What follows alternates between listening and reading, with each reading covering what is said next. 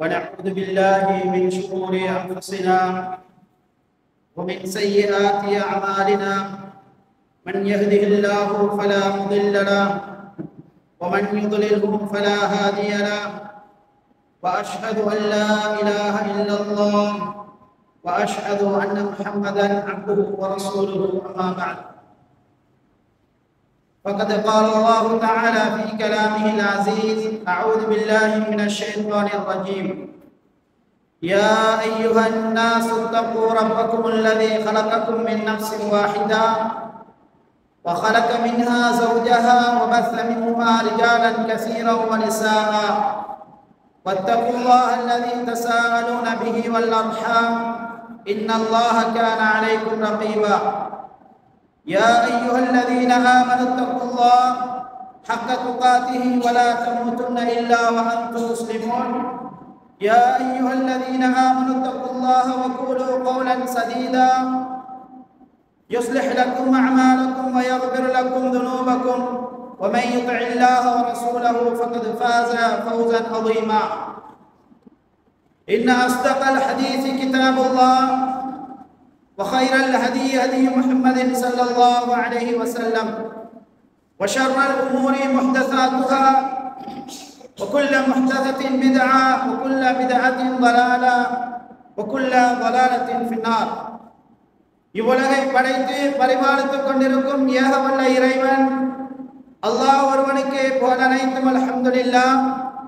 இவ்வுலகிற்கு இறுதி தூதராக அனுப்பப்பட்ட எம்பெருமானார் முஹம்மது ஸல்லல்லாஹு அலைஹி வஸல்லம் அவர்கள் மீதும் அவருடைய வழிமுறையை பின்பற்றி வாழ்ந்த சஹாபாக்கள், தாபிஈன்கள், தபஉ தாபிஈன்கள், இன்னும் முஃமினான நல்லடியார்கள் அனைவர் மீதும் அல்லாஹ்வின் ஸலாத்தும் சாந்தியும் என்றென்றும் நிலவட்டுமாக என்று இறைவனை பிரார்த்தித்தவனாக புனிதமிக்க ஜும்ஆவை மேலாக மதித்து அல்லாஹ்வுடைய இறையில்லம் நாடி வந்திருக்கும் என் அன்பு சகோதரர்களே, அல்லாஹ்வின் நல்லடியார்களே, அல்லாஹ்வும் அவருடைய தூதர் ஸல்லல்லாஹு அலைஹி வஸல்லம் அவர்களும் எந்த நல்ல நன்மையான காரியங்களை நம்முடைய வாழ்விலே எடுத்து நடந்து கொள்ளுமாறு ஏவி இருக்கின்றார்களோ அவைகளை நாம் எடுத்து நடந்து கொள்ளுமாறும், எத்தீய காரியங்களை தவிர்த்து கொள்ளுமாறு எம்மை எச்சரிக்கை செய்திருக்கின்றார்களோ அவைகளை நாம் முற்றாக தவிர்த்து கொள்ளுமாறும் முதலில் எனக்கும் அப்பால் உங்களுக்கும் அன்புடன் உபதேசம் செய்கின்றேன். கண்ணியத்துக்குரிய இஸ்லாமிய சகோதரர்களே, அல்லாஹ்வின் நல்லடியார்களே, உலகத்திலே பல கொள்கைகள், கோட்பாடுகள், மதங்கள் எல்லாம் காணப்படுகின்றன. இந்த கொள்கை, கோட்பாடு, மதங்களுக்கு மத்தியிலே இஸ்லாமிய மார்க்கம் சிறப்பு வாய்ந்த தன்னிலைமை கொண்ட ஒரு மார்க்கமாக சிறந்து விளங்குவதை நாம் எல்லாரும் அறிந்த ஒரு உண்மையாக இருக்கின்றது. இந்த இஸ்லாமிய மார்க்கம் ஏனைய மதங்களோடு, கொள்கைகள், கோட்பாடுகளோடு சிறந்து விளங்குவதற்கான மிக பிரதானமான காரணங்களிலே ஒன்றுதான் இந்த இஸ்லாமிய மார்க்கத்திலே சமத்துவம் என்று சொல்லக்கூடிய உன்னதமான அந்த ஒரு கொள்கையை இந்த இஸ்லாமிய மார்க்கம் கொண்டிருக்கின்றது. அதே போன்று இந்த இஸ்லாமிய மார்க்கம் என்பது மொழி, நாடு, நிறம், அதே போன்று அறிவு என்ற எந்த விதமான ஏற்றத்தாழ்வும் இல்லாமல் அனைத்து மனிதர்களையும் சமனாக மதித்து நடக்கக்கூடிய ஒரு மார்க்கமாக இந்த இஸ்லாமிய மார்க்கம் இருப்பதினால் ஏனைய கொள்கைகள், ஏனைய கோட்பாடுகளை விடவும் சிறந்து விளங்குகின்ற ஒரு விடயங்களிலே ஒரு முக்கியத்துவம் வாய்ந்த ஒரு அம்சமாகும். இந்த சமத்துவம் என்பது இந்த இஸ்லாமிய மார்க்கம் ஏட்டிலே எழுதிய ஒரு விடயமாக, குர்ஆனிலே எழுதி அதனை பதிந்து வைத்த ஒரு மார்க்கமாக, ரசூலுல்லாஹ்வுடைய பொன்மொழியிலே சொல்லப்பட்ட ஒரு விடயமாக மாத்திரம் இந்த சமத்துவத்தை இந்த இஸ்லாமிய மார்க்கம் இந்த உலகத்துக்கு சொல்லவில்லை. மாற்றமாக இந்த சமத்துவத்தை அனைவரும் சமமானவர்கள், மனிதர்கள் என்றால் அவர்கள் சமமானவர்கள் என்ற இந்த சமத்துவத்தை இந்த இஸ்லாமிய மார்க்கம் குர்ஆனிலும் நபிவழியிலும் சொன்னது போன்று அதனை செயல் ரூபத்திலே உலகம் பூராவும் வடிவமைத்துக் கொண்டிருக்கின்றது. செயல் ரூபத்திலே செயலிலே செய்து காட்டிக் கொண்டிருக்கின்றது. இந்த சமத்துவத்தை செய்து காட்டக்கூடிய இந்த இஸ்லாமிய மார்க்கத்தினுடைய முக்கியமான ஒரு இடமாக கேந்திர முக்கியத்துவம் வாய்ந்த ஒரு இடமாக இந்த மஸ்ஜிதுகள், இந்த பள்ளி வாயல்கள் காணப்படுகிறது என்று சொன்னால் அது இன்றியமையாதது என்பதை நாங்கள் ஒவ்வொருவரும், முஸ்லிம்களாகிய ஒவ்வொருவரும் நாங்கள் விளங்கி வைத்துக் கொள்ள வேண்டும். அன்புக்குரிய இஸ்லாமிய சகோதரர்களே, அப்ப பள்ளி வாசல் என்று சொன்னால், இந்த அல்லாஹ்வுடைய இறை இல்லங்கள் என்று சொன்னால், இஸ்லாத்தை அதாவது பரப்புகின்ற, இஸ்லாத்தினுடைய ஒழுக்க விழுமியங்களை எல்லாம் உள்ளடக்கி இருக்கின்ற ஒரு உன்னதமான இறைவனுடைய ஆலயம் என்பதை நம்முடைய ஆழமான உள்ளத்திலே நாங்கள் நாங்கள் பதிய வைத்துக் கொள்ள வேண்டும் சகோதரர்களே. இந்த உள்ளத்தை நாங்கள், அதாவது இந்த அல்லாஹ்வினுடைய இல்லத்தை நாங்கள் சீர்குலைத்து விடுவோமாக இருந்தால், இந்த இல்லத்திலே நாங்கள் ஒழுக்கஹீனமாக இறைவனுக்கு முரணான செயற்பாடுகளை செய்து, எம்முடைய வார்த்தைகளிலே இறைவனை நோகடிக்கக்கூடிய வார்த்தைகளை பயன்படுத்தி, ரசூலுல்லாஹ்வுடைய பொன்மொழிகளுக்கு மாற்றமான வார்த்தைகளை இந்த பள்ளியிலே நாங்கள் பயன்படுத்துவோமாக இருந்தால், அல்லாஹ் தஆலாவுடைய இல்லத்தை நாங்கள் கேவலப்படுத்தி விட்டோம் என்று சொன்னால், அல்லாஹ்வை கேவலப்படுத்தி விட்டோம் என்ற நிலைக்கு நாங்கள் குற்றவாளியாகிவிட்டோம் சகோதரர்களே.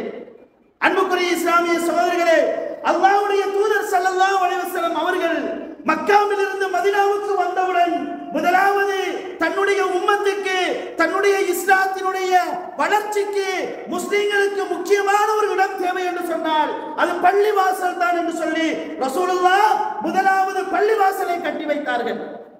பள்ளி வாசலுக்கு மக்களை அழைத்தார்கள். பள்ளி வாசலிலே மக்களுக்கு உபதேசம் செய்தார்கள். பள்ளிவாசலிலே மக்களுக்கு இந்த இஸ்லாத்தினுடைய உன்னதமான தத்துவங்களை எல்லாம் சொல்லிக் கொண்டிருந்தார்கள். அன்புக்குரிய இஸ்லாமிய சகோதரர்களே, ரசூல் ஸல்லல்லாஹு அலைஹி வஸல்லம் அவர்களை அவர்களுடைய எதிரிகள், ரசூலுல்லாஹ்வை சந்திக்க வரக்கூடிய ஏனைய முஸ்லிம் அல்லாதவர்கள் எல்லாம் ரசூலுல்லாஹ்வை சந்திக்கக்கூடிய பிரதானமான இடமாக மஸ்ஜித் காணப்பட்டது. அந்த அளவுக்கு முக்கியத்துவம் வாய்ந்ததாக இஸ்லாத்திலே இந்த பள்ளி வாயில்கள் இருக்கின்றன என்பதை நாம் ஒவ்வொருவரும் மறந்துவிடக் கூடாது சகோதரர்களே. அது மாத்திரமல்ல, அல்லாஹ் தஆலா திருமறையிலே சொல்லி காட்டுகின்றான், குது ஸீனத்தக்கும் இந்த குல்லி மஸ்ஜிதின், எல்லா பள்ளிகளிலேயும் நீங்கள் அழகான முறையிலே சென்று கொள்ளுங்கள். அந்த பள்ளி வாயில்களுக்கு செல்லும் போது நீங்கள் அழகை பேணிக் கொள்ளுங்கள், ஜீனத்தான முறையிலே செல்லுங்கள் என்று சொல்லி அல்லாஹ் தஆலா திருமறையிலே கட்டளை போடுகின்றார். நம்ம என்ன செய்கின்றோம்? நம்ம வேலை செய்த நிலையிலே எந்த ஆடையை அணிந்தவர்களாக இருக்கின்றோமோ, எந்த துர்நாற்றத்தோடு இருக்கின்றோமோ, எந்த அதாவது பாவனையை செய்தவர்களாக நம்முடைய வாய்கள் எல்லாம் மணக்கின்றனவோ, அந்த நாற்றத்தோடும் துரு வாடையோடும் இந்த பள்ளிவாசலுக்கு நம்ம வருகின்றோம். அல்லாஹ்வுடைய தூதர் ஸல்லல்லாஹு அலைஹி வஸல்லம் சொன்னார்கள், ஒரு மனிதன் நாற்றத்தின் மூலமாக எப்படி வேதனைப்படுகின்றானோ அதே போன்று மலாயிக்காமார்களும் நாற்றம் அடித்து விட்டால் அவர்களும் வேதனைப்படுவார்கள், கஷ்டப்படுவார்கள் என்ற செய்தியை ரசூல் ஸல்லல்லாஹு அலைஹி வஸல்லம் சொன்னார்கள். அல்லாஹ்வுடைய இறை இல்லம், அவனுடைய இறை இல்லத்திலே நிம்மதி கிடைக்க வேண்டும் என்று சொல்லி எத்தனை பேர் வருவார்கள்? அவனுடைய இறை இல்லத்திலே மலாயிக்காமார்கள் இறங்கிக் கொண்டிருக்கின்றார்கள். அல்லாஹ்வினுடைய சொற்பொழிவை செவிமடுத்துக் கொண்டிருக்கின்றார்கள். ரசூலுல்லாஹ் சொன்னார்கள், நம்மளுக்கு ஞாபகம் இல்லையா? வெள்ளிக்கிழமைகளிலே இமாம் குத்பாவுக்கு ஏறின உடனே, மிம்பரில் ஏறின உடனே மலாயிக்காமார்கள் அவர்களுடைய ஏடுகளை பூட்டி வைத்துவிட்டு அந்த பள்ளியிலே அமர்ந்து கொண்டு இந்த குத்பாவை செவிமடுத்துக் கொண்டிருப்பார்கள் என்ற செய்தியை நாங்கள் படித்திருக்கின்றோம். அன்புக்குரிய இஸ்லாமிய சகோதரர்களே, அந்த அளவுக்கு கண்ணியமான ஒரு இடம், அல்லாஹ்வுடைய ரஹ்மத் இறங்கக்கூடிய இடம். நாங்கள் பள்ளி வாயிலுக்கு வருகின்ற பொழுது அல்லாஹும்ம ஃப்தஹ்லி அப்வாப ரஹ்மத்திக், இறைவா உன்னுடைய அருளை, உன்னுடைய கருணையை எனக்கு திறந்துதா, உன்னுடைய அருளை திறந்துதான்னு சொல்லி பள்ளியில் நுழையும் போது வலது காலை எடுத்து வச்சு வரோம். அன்புக்குரிய இஸ்லாமிய சகோதரர்களே, அப்படியான கண்ணியத்துக்குரிய இந்த இல்லத்தை, அல்லாஹ்வுடைய இல்லத்தினுடைய மகிமையை நாம் தெரிந்திருந்தோம். அந்த மகிமையை சரியான முறையிலே பேணி நடக்கவில்லை என்று சொன்னால் நம்ம உண்மையான ஒரு முஸ்லிமாக இருக்க முடியுமா? அல்லாஹ்வுடைய தூதர் ஸல்லல்லாஹு அலைஹி வஸல்லம் சொன்னார்கள், அஹப்புல் பிலாதி இலல்லாஹி மசாஜிதுஹா, அல்லாஹ்வுக்கு மிகவும் விருப்பமான ஒரு இடம் இருக்குமாக இருந்தால் அது அவனுடைய பள்ளி வாசல்கள் என்று சொன்னார்கள் ரசூல் ஸல்லல்லாஹு அலைஹி வஸல்லம். அல்லாஹ் தஆலா விரும்பக்கூடிய ஒரு இடத்தை நாம் வெறுப்புக்குரிய ஒரு இடமாக சில நேரம் சில சந்தர்ப்பங்களிலே மாற்றி விடுகின்றோம் சகோதரர்களே. சிலர்கள் சொல்லுவார்கள், அந்த பள்ளியா, அந்த பள்ளிக்கு வெள்ளிக்கிழமையில போக இயலாதப்பா, அங்க ஜும்மா தொழுது முடிஞ்ச உடனே ஒரே சண்டை என்று சொல்லக்கூடிய இலங்கையில சில பள்ளி வாயில்கள் இருக்கின்றன. அன்புக்குரிய இஸ்லாமிய சோதர்களே, இது அல்லாஹ்வுக்கு விருப்பமான பள்ளியை நம்மளுடைய ஒழுக்கையின காரணமாக இந்த பள்ளியை மனிதர்கள் வெறுக்கக்கூடிய ஒரு இடமாக மாற்றுகிறோம் என்று சொன்னால் நாம் அல்லாஹ்விடத்திலே எவ்வளவு கேவலமானவர்கள் என்பதை நம்ம ஒவ்வொருவரும் சிந்தித்துக் கொள்ள வேண்டும் சகோதரர்களே. அன்புக்குரிய இஸ்லாமிய சகோதரர்களே, அல்லாஹ் தஆலா திருமறையிலே சொல்லுகின்றான், இன்னமா யஅமுரு மஸாஜிதல்லாஹி மன் ஆமன பில்லாஹி வல் யௌமில் ஆகிர். மறுமை நாளையும் அல்லாஹ்வை ஈமான் கொண்டவர்கள் தான் இந்த பள்ளி வாயில்களை நிர்மாணிக்க வேண்டும் என்று சொல்லுகிறான். ஏன் தெரியுமா? அல்லாஹ்வையும் ரசூலையும் ஈமான் கொள்ளாத முஸ்லிம் அல்லாதவர்கள் எவருக்கு பள்ளி கட்டி தர வந்தா நம்ம சொல்லுவோம், தேவண்டா என்ன கட்டிடத்தை கட்டுங்க, ஆனா பள்ளி மட்டும் நீங்க கட்டித்தர முடியாது. ஏனென்று சொன்னால் அல்லாஹ்வுடைய பள்ளியை அல்லாஹ்வை ஈமான் கொண்டவர்களும் மறுமையை ஈமான் கொண்டவர்கள் மாத்திரம்தான் கட்ட முடியும். அவர்களுக்கு தான் அனுமதி இருக்கின்றது. முஸ்லிம் அல்லாத ஒருவர் நான் உங்களுக்கு பள்ளி கட்டித்தாரேன் என்று வந்து சொன்னால் நம்ம யாரும் என்ன செய்ய மாட்டோம், அதனை ஏற்றுக்கொள்ள மாட்டோம். அந்த அளவுக்கு நம்முடைய உள்ளத்திலே இந்த பள்ளியினுடைய மகிமை, இந்த பள்ளியை யார் கட்ட முடியும் என்ற அந்த உன்னதமான மகிமை அந்தஸ்து நம்ம எல்லாருக்கும் தெரிந்திருக்கின்றது சோதரிகளே. அப்படி இருக்கும் போது அல்லாஹ்வுடைய பள்ளியில நம்ம சாதாரண ஒரு விஷயத்துக்கு கூக்குரல் போட்டுக்கொண்டு சண்டையிட்டுக் கொண்டு தூசண வார்த்தைகளால் அவனை இவனை என்றெல்லாம் பேசிக்கொண்டு இந்த இறைவனுடைய பள்ளியை அசிங்கப்படுத்துவோமாக இருந்தால் நம்மளை போல முட்டாள்கள் யாரும் இருக்க முடியுமா சோதரிகளே? சிந்திக்க வேண்டும். அன்புக்குரிய இஸ்லாமிய சகோதரர்களே, நபிகள் நாயகம் ஸல்லல்லாஹு அலைஹி வஸல்லம் அவர்கள் இந்த மஸ்ஜித் நபவியை, அதாவது ரசூலுல்லாஹ்வுடைய பள்ளியை எந்த அளவுக்கு தன்னுடைய தோழர்களுடைய ஒரு இல்லமாக கூட வைத்திருந்தாங்க. ரசூலுல்லாஹ்வுக்கு அதாவது கிட்டத்தட்ட 70 சஹாபாக்கள், அவர்களுக்கு குடும்பம் இல்லை, சாப்பிடுவதற்கு உணவு இல்லை, அவர்கள் தொழில் செய்வதற்கு தொழில் வாய்ப்பு இல்லை. ரசூலுல்லாஹ் மக்காவிலிருந்து முஹாஜிரின்களாக வந்த தோழர்களிலே அதிகமானவர்களை அன்சாரி தோழர்களோடு சேர்த்து விட்டார்கள். சேர்த்து இறுதியிலே கிட்டத்தட்ட ஒரு 70 சஹாபாக்களை ரசூலுல்லாஹ்வால் ஆரம்ப கட்டத்தில் எதுவுமே செய்ய முடியவில்லை. ரசூலுல்லாஹ் என்ன சொன்னார்கள்? விரட்டி விட்டார்களா? எங்கேயாவது போய் தொழில் தேடுங்கள் என்று சொன்னார்களா? இல்லவே இல்லை, என்னுடைய இந்த பள்ளியிலே இருந்து கொள்ளுங்கள் என்று சொல்லி ரசூலுல்லாஹ்வுக்கு கிடைத்த உணவுகளிலே அற்ப சொற்பங்களை அவர்களுக்கு கொடுப்பார்கள். தோழர்கள் அவர்களால் முடிந்த உதவிகளை செய்து கொண்டிருந்தார்கள். இப்படி அந்த அஸ்ஹாபு சுஃபாக்களிலே இருந்தவர்தான் அபூ ஹுரைரா ரலியல்லாஹு அவர்கள். இஸ்லாத்திலே அதிகமான ஹதீஸ்களை ரசூலுல்லாஹ்விடமிருந்து அறிவிப்பு செய்த ஒரு மாபெரும் ஒரு சஹாபி. அன்புக்குரிய இஸ்லாமிய சகோதரர்களே, அந்த சஹாபி வளர்ந்த இடம் இந்த பள்ளி வாசல். எனவே முஸ்லிம்களுடைய ஆரம்ப இல்லமான, முஸ்லிம்களுடைய வரலாற்று சின்னமான, முஸ்லிம்களுடைய சாம்ராஜ்யத்தினுடைய ஒட்டுமொத்த விடயங்களையும் ஆலோசனை செய்யக்கூடிய முக்கிய கேந்திரஸ்தலமான இல்லமாக இந்த மஸ்ஜிதுகள் இருக்கின்றன. ஏன் நம்மில் சிலர்கள் அதனை சண்டை பிடிக்கும் ஒரு இடமாக மாத்திரம் எடுத்துக் கொண்டிருக்கின்றார்கள்? அன்புக்குரிய இஸ்லாமிய சகோதரர்களே, நாங்கள் சிந்திக்க வேண்டும். அல்லாஹ்வுடைய பள்ளியுடைய கண்ணியம், அல்லாஹ்வுடைய பள்ளி வாசலுடைய மகத்துவம் நம்முடைய உள்ளத்திலே இல்லை என்று சொன்னால், நம்முடைய ஈமான் கொண்ட முஸ்லிம்கள், மறுமையை ஈமான் கொண்ட முஸ்லிம்களுடைய உள்ளத்திலே இல்லை என்று சொன்னால், முஸ்லிம் அல்லாதவர்களுடைய, அல்லாஹ்வை ஈமான் கொள்ளாதவர்களுடைய, மறுமை நாளை ஈமான் கொள்ளாதவர்களுடைய உள்ளத்திலே அல்லாஹ் தஆலா இந்த பள்ளியுடைய மகிமையை எவ்வாறு கொண்டு போய் சேர்ப்பார்?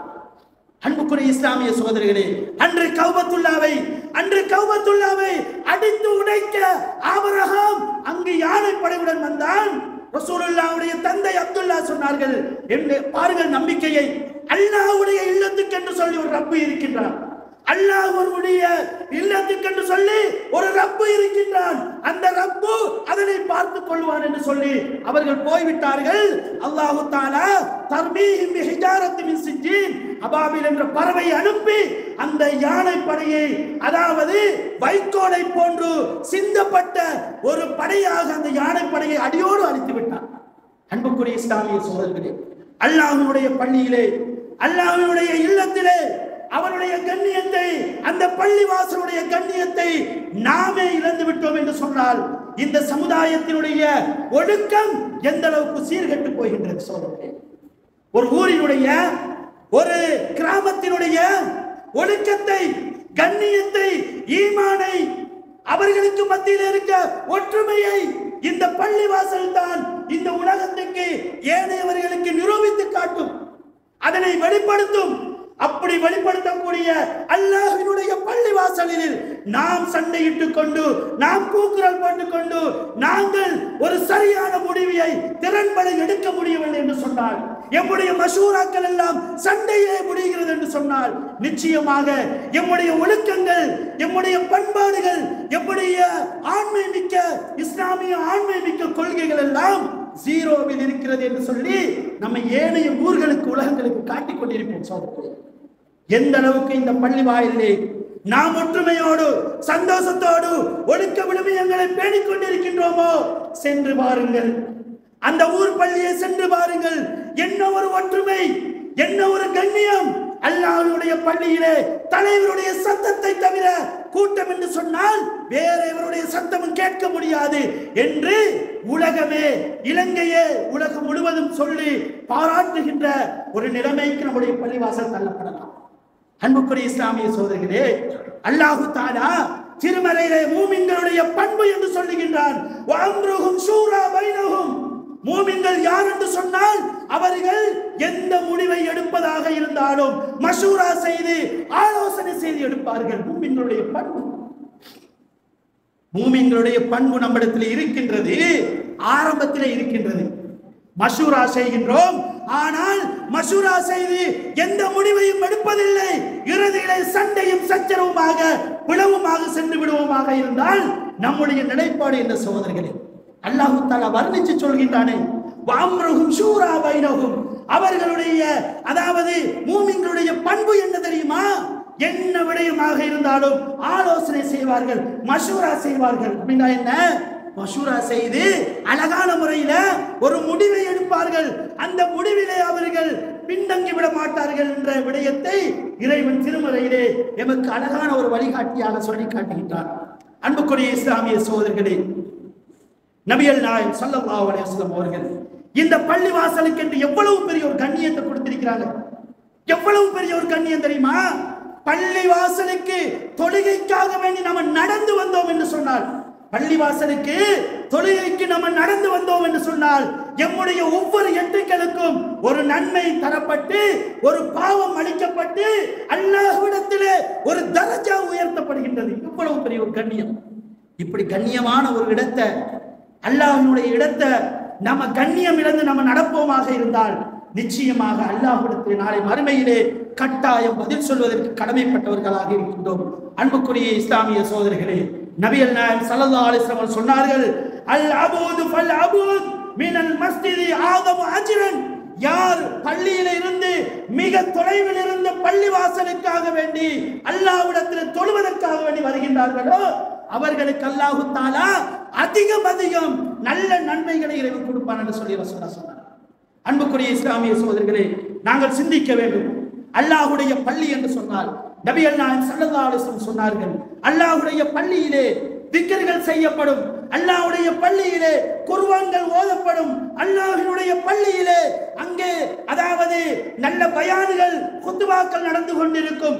இந்த சந்தர்ப்பங்களில் எல்லாம் மலக்குகளும் அங்கே என்ன செய்வார்கள்? இருந்து கொண்டு நமக்காக வேண்டி பிரார்த்தனை செய்து கொண்டிருப்பார்கள். சகோதரர்களே, அந்த அளவுக்கு பாக்கியம் பொருந்திய ஒரு இடம். இந்த பள்ளியினுடைய மகிமையை நாங்கள் நம்முடைய உள்ளத்திலே ஆழமாக பதிய வைத்து இந்த பள்ளிவாசனுடைய இல்லத்தை நாங்கள் ஒழுங்குமுறைகளை நாங்கள் பேணி நடந்து கொள்ள வேண்டும். சகோதரிகளே, அல்லாஹ் திருமறையில் ஒரு செய்தியை சொல்லுகின்றான். முனாஃபிக்குகளை பார்த்து சொல்லுகின்றான். முனாபிக்குகளை பார்த்து என்ன தெரியுமா சொல்லுகிறான்? கமசலில் ஹிமாரி யஹ்மிலு அஸ்ஃபாரா. அதாவது அந்த யகூதிகள் யார் தெரியுமா? அவர்களுக்கெல்லாம் அல்லாஹ்வை பற்றி, ரசூலுல்லாஹ்வை பற்றி, வேதங்களை பற்றி முழு அறிவும் அவர்களிடத்தில் இருக்கின்றது. ஆனால் பொதி சுமக்கும் கழுதைகளை போன்றவர்கள் அவர்கள். ஏனென்று சொன்னால், பொதி சுமக்கும் கழுதை தன்னுடைய முதுகிலே எவ்வளவு பிரமாண்டமான பெருமதியான புத்தகங்கள் அல்லது சொத்துக்கள் செல்வங்கள் இருக்கிறது என்று சொல்லி கழுதைக்கு தெரியாது. அதே போன்று அல்லாஹ் தஆலா இந்த முனாபிக்கீங்களுக்கு யாரெல்லாம் அல்லாஹ்வை பற்றி அறிந்திருந்தோம், அல்லாஹ்வை பற்றி தெரிந்திருந்தோம், அல்லாஹ்வுடைய பள்ளியினுடைய மஸ்ஜிதினுடைய கண்ணியம் பற்றி தெரிந்திருந்தோம், அவைகளை பற்றி பேணி நடக்காமல் அவர்களுடைய மனோ இச்சையின்படி நடந்து கொண்டிருக்கின்றார்களோ அவர்களுக்கும் இந்த உதாரணம் ஒப்புமையாகும் என்பதை நாங்கள் விளங்கிக் கொள்ள வேண்டும். சகோதரர்களே, அன்புக்குரிய இஸ்லாமிய சகோதரர்களே, உலகத்திலே எங்கு சென்றாலும் எந்த இடம் சென்றாலும் அங்கே ஒரு ஒழுங்கு விதிகளை போட்டிருப்பார்கள். உலகத்தினுடைய நடைமுறை. வலது பக்கத்தால போங்க, வெளியே வருவதாக இருந்தால் இடது பக்கத்தால வாங்க. ஒரு இடத்துல எக்ஸிட் போர்டு அடிச்சிருப்பாங்க. இப்படி ஒவ்வொரு போர்டு. ஒரு பொது மனசுரகுடம் இருந்தால் போவதற்கு ஒரு வழி வச்சிருப்பாங்க, வருவதற்கு ஒரு வழி வச்சிருப்பாங்க. சில நேரம் ஆண்களுக்கு என்று ஒரு பகுதி, பெண்களுக்கு என்று பகுதி. இதெல்லாம் உலகத்தினுடைய ஒழுங்கு விதிகள். இப்ப இந்த ஒழுங்கு விதிகளை, பாதையிலே செல்லக்கூடிய இந்த ஒழுங்கு விதிகளை நம்ம மீறி நம்முடைய நடவடிக்கைகள் இருக்கின்ற பொழுது, அது பாதையோரமாக இருந்தால் அங்கே நம்ம விபத்தை சந்திப்போம். ஒரு பொதுவான ஒரு மனசரகூடமாக இருந்தால் அங்கே என்ன செய்வோம்? அங்க உள்ள ஒழுங்கு விதிகளை நாங்கள் பேணி பாதுகாக்காமல் பெண்கள் பகுதிக்கு சென்றோம் என்று சொன்னால் நம்மளை கேவலமாக நினைச்சிருவாங்க, நம்மளை கேவலம் வந்துடும். இப்படி உலகத்தில எங்கெல்லாம் ஒரு ஒழுங்கு விதியை போட்டிருக்கின்றார்களோ அந்த ஒழுங்கு விதிகளை சரியான முறையில் நம்ம பேணி நடக்க என்று சொன்னால் சில நேரம் கை சேதப்படும், சில நேரம் அழிவு ஏற்படும். இப்படி ஒவ்வொரு பிரச்சனைகள் ஏற்படும். அதே போன்று அல்லாஹ்வுடைய தூதர் ஸல்லல்லாஹு அலைஹி வஸல்லம் அவர்கள் அல்லாஹ்வுடைய இல்லத்துக்கு வருவதாக இருந்தால் அதற்கென்று சொல்லி சில ஒழுங்கு விதிகளை சொல்லி இருக்கின்றார்கள். அந்த பள்ளியில பேணக்கூடிய சில ஒழுங்கு விதிகளை ரசூல் ஸல்லல்லாஹு அலைஹி வஸல்லம் அவர்கள் எமக்கு கற்று தந்திருக்கின்றார்கள். சில சஹாபாக்கள் அந்த ஒழுங்கு விதிகளை மீறி நடக்கின்ற பொழுது அவைகளை ரசூலுல்லாஹ் கூப்பிட்டு சொல்லி இருக்கின்றார்கள். இப்படி செய்வது இது அல்லாஹ்வுடைய பள்ளியிலே கூடாது என்ற செய்தியெல்லாம் சொல்லி இருக்கின்றார்கள். இன்ஷா அல்லாஹ் அதனை இரண்டாவது ஹுத்பாவிலே பார்ப்போம்.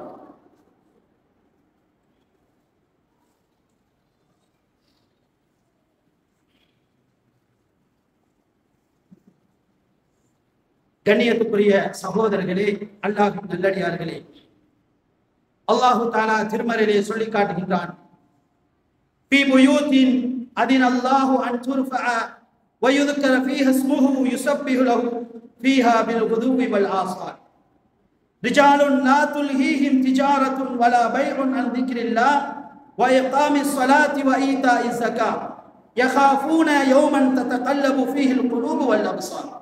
அல்லாஹ் தஆலா இந்த மஸ்ஜிதினுடைய நோக்கத்தை பற்றி திருமறை குர்ஆனிலே சொல்கின்றார்.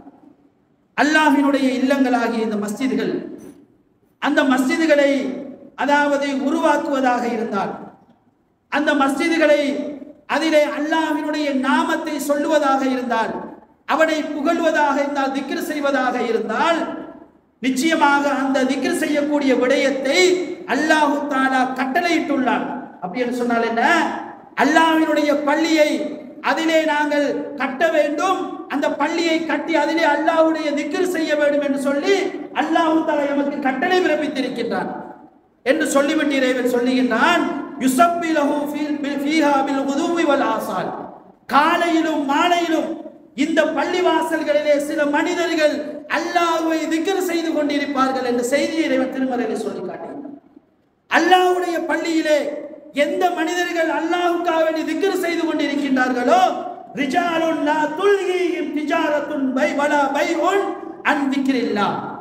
இந்த உலகத்தினுடைய மிக முக்கியமான ஒரு விடயமாகிய வியாபாரமோ அல்லது கொடுக்கல் வாங்கல்களோ அவர்களை ஒருபோதும் அல்லாஹ்வினுடைய பள்ளியிலே திக்ர் செய்பவர்களை தடுத்து விடாது. அப்படின்னு சொன்னா என்ன?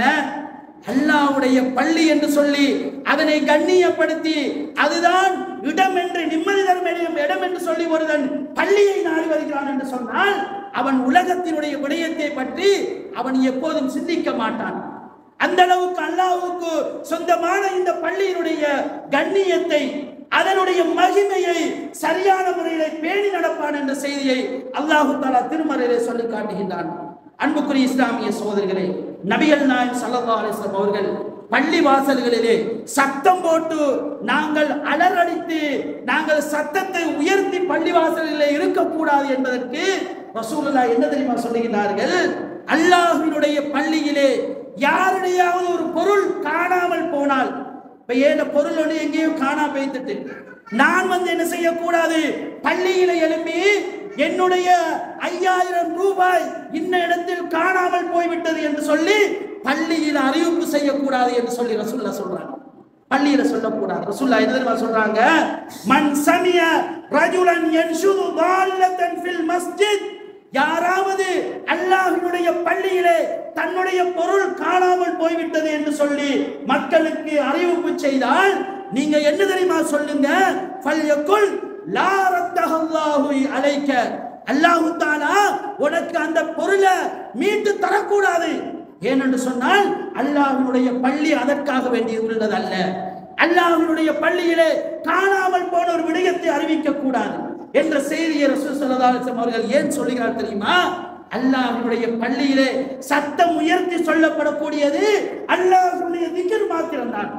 அங்கே உலகத்தினுடைய விடயங்கள் அங்கே என்ன செய்யப்படக்கூடாது, சத்தம் உயர்த்தி பேசப்படக்கூடாது என்ற செய்தியை ரசூல் ஸல்லல்லாஹு அலைஹி வஸல்லம் அவர்கள் சொல்லுகின்றார்கள். அதே போன்று ரசூலுல்லாஹ் பள்ளி வாசலிலே வியாபாரம் செய்வதையும் விற்றல் வாங்குதலையும் ரசூல் ஸல்லல்லாஹு அலைஹி வஸல்லம் அவர்கள் தடை செய்திருக்கின்றார்கள். ஏன் தடை செய்திருக்கின்றார்கள்? பள்ளியும் சந்தை மாதிரி போய்விடக் கூடாது என்பதற்காக ரசூலுல்லாஹ் அதையும் தடை செய்திருக்கிறார்கள் என்ற செய்தியை நாங்கள் விளங்கிக் கொள்ள வேண்டும் சகோதரர்களே. அது மாத்திரமல்ல, நபிகள் நாயகம் ஸல்லல்லாஹு அலைஹி வஸல்லம் அவர்கள் இன்னும் பல தடைகளை செய்திருக்கின்றார்கள். அதிலே முக்கியமான விடயம் என்னவென்று சொன்னால், நபிகள் நாயகம் ஸல்லல்லாஹு அலைஹி வஸல்லம் அவர்கள் ரசூல் ஸல்லல்லாஹு அலைஹி வஸல்லம் அவர்கள் இந்த பள்ளி வாசல்களிலே கவிதை எல்லாம் பாடுவதையெல்லாம் ரசூலுல்லாஹ் தடுத்திருந்தார். ஏனென்று சொன்னால் அன்று ஜாகிலிய காலத்தில் எல்லாரும் குடுமி இருக்கின்ற சந்தை தெருக்கள் இப்படியான இடத்துல தான் என்ன செய்வாங்க, கவிஞர்கள் கவிதை பாடுவாங்க. அரசனுடைய அந்த மாளிகைகள் எல்லாம் போய் கவிதை பாடுவார்கள். ஏனென்று சொன்னால் அந்த அளவுக்கு கவிதை பாடுவதில் அன்றைய ஜாகிலிய மக்களிடத்தில் மிக ஒரு முக்கியத்துவம் இருந்தது. அதை பாடி அவர்கள் பரிசுகள் பெறுவார்கள், அதனை விற்பார்கள், வாங்குவார்கள் என்ற செய்தி எல்லாம் நடந்து கொண்டிருந்துச்சு. ரசூலுல்லாஹ் சொன்னாங்க, இந்த விடயங்களை எல்லாம் செய்யக்கூடாது, பள்ளிக்கு கொண்டு வந்துடக்கூடாது. பள்ளியில இந்த கவிதை பாடுறது, பள்ளியில கவிதை பாடி பரிசு கொடுக்கிறது, இந்த கவிதை பாடுற விடயம் எல்லாம் இந்த பள்ளி வாசலில் செய்யக்கூடாது என்று சொல்லி அப்படியான ஒரு செயற்பாடை ரசூல் ஸல்லல்லாஹு அலைஹி வஸல்லம் அவர்கள் தன்னுடைய தோழர்களுக்கு அறிவிக்கின்றார்கள். அன்புக்குரிய இஸ்லாமிய சகோதரர்களே, ஒரு தடவை உமர் ரலியல்லாஹு அன்ஹு அவர்களுடைய ஆட்சி காலத்திலே உமர் ரலியல்லாஹு அன்ஹு அவர்கள் மஸ்ஜித் நபவியிலே இருந்து கொண்டிருக்கிறார்கள். 2 மனிதர்கள் சத்தத்தை உயர்த்தி அங்கே சத்தம் போட்டுக் கொண்டிருக்கிறார்கள். உடனே உமர் ரலியல்லாஹு அன்ஹு அவர்கள் ஒரு மனிதரை பார்த்து சொல்லுகின்றார், அந்த 2 பேருமே கூட்டிட்டு வாங்கன்னு சொல்லி. அவர் 2 பேரும் போறாங்க. போன உடனே உமர் ரலியல்லாஹு அன்ஹு கேட்கிறாங்க, மின் ஐன அன்துமா, நீங்க 2 பேரும் எங்க இருந்து வந்தீங்க அப்படின்னு கேட்கிறாங்க. அவங்க சொல்றாங்க, நாங்க தாயிஃப்ல இருந்து வந்தோம்னு சொல்லி.